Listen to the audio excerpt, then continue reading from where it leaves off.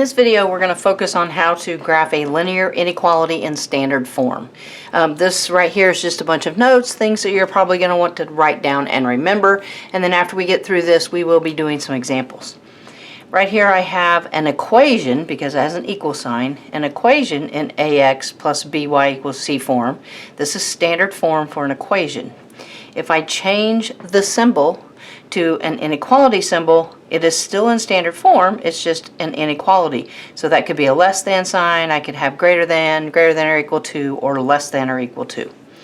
Now, a lot of people will take these equations and solve them into slope-intercept form to graph them. However, if you are good at memorizing formulas, there are some shortcut formulas that allow you to real quickly find your x-intercept, your y-intercept, and your slope, which makes it quicker to graph.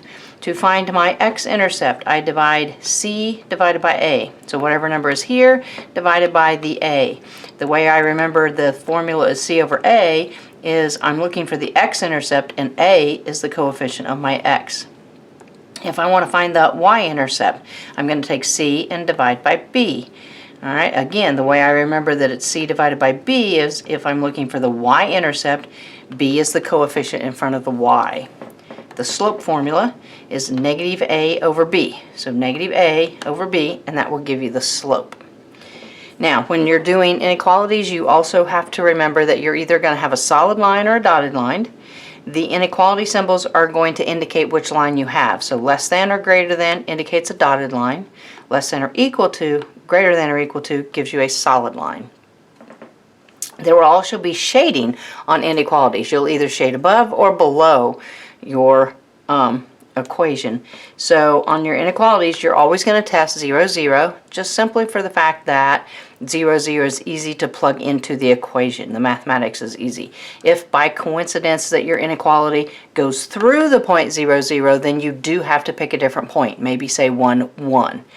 Alright, you're going to plug this in for x and y. This is an ordered pair, x and y, so you've got x and y there. You will plug it into your inequality.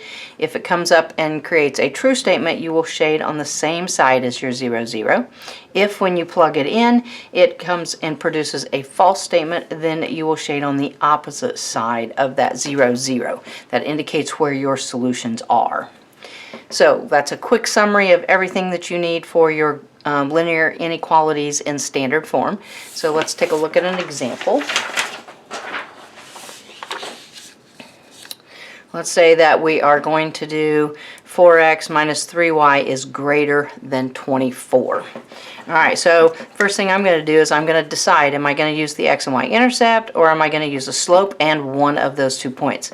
Since I can divide 24 by 7, it comes out even, and I can 24 by 4 and it comes out even, and I can divide 24 by negative 3 and it comes out by even, an even number, then I can go ahead and just use those x and y intercepts. If this would have been 24 divided by 5, that would have not given me a nice little integer as my x-intercept, so I probably would not have wanted to use the x-intercept. I probably would have just used the y-intercept and then ran the slope afterwards. Alright, so since this one does work out nice, I can do x-intercept. I'm going to go ahead and write down the formula. For the x-intercept, it's c over a. If we take a look at that equation, my a is the 4, the b is the negative 3, and the c is the 24. So I can do 24 divided by 4, and that's going to give me a 6. Alright, I can also calculate the y-intercept. That formula is c over b. My c number is 24. My b number is negative 3. That gives me a negative 8 for my y-intercept. Now let's go ahead and show that formula for slope. Alright, you don't need the slope since these two numbers come out very nice, but the slope here would be a negative a over b. So a is 4, so that would be a negative 4 over a b, which is a negative 3.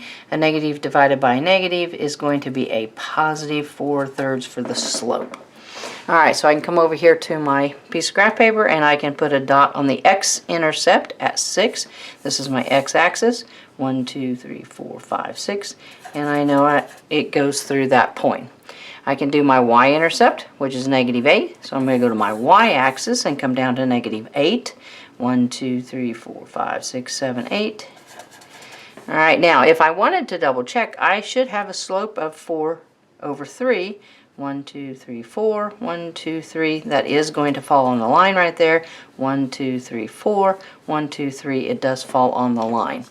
Okay, now I'm going to have to decide if this is solid or dotted. I'm going to come up here and look at that right there, and that's going to tell me that I've got a dotted or a dashed line, whatever you want to call it there. So I know I'm going to have a dotted or dashed line on my graph. So I'm going to use a ruler, lay it down, and put it on as precisely as I can here. Whenever you are graphing linear equations or inequalities, you should make sure that the line that you graph goes from edge to edge of your graph paper. Alright, it's not a connect the dot type game where we just make a real short one in here. It should go the full length. Okay, now I do have shading since it's an inequality, so I need to test my 0, 0 point. Alright, so what I'm going to do is I'm going to take the original equation, I'm going to plug 0 in for x, I'm going to plug 0 in for y. So I'm going to have 4 times 0 minus 3 times 0, and then that should be greater than 24. Alright, well 0 minus 0, 0 greater than 24. Alright, well obviously 0 is not greater than 24, so this is a false statement. Alright, now if we come over here and we think about what that's telling us, I tested that point right there. I tested 0, 0. It makes this inequality false. So that means that every point on this side of the line will make this inequality false. Alright, so if all of these make it false, then these points on this side will make it true. And so my solutions for this linear inequality all lie on this side of the line. We might also point out the fact that because that line is dotted, all right, the points literally on that line are not included in the solution. If I had the solid line, if I had the equal to part, then all of the points that were literally on that line would be a solution as well. Alright, so basically just one nice easy example that works out pretty nice here for graphing a linear inequality. Definitely, thanks for watching. If the videos are helping, don't forget to give me a thumbs up and subscribe to the channel. Thanks.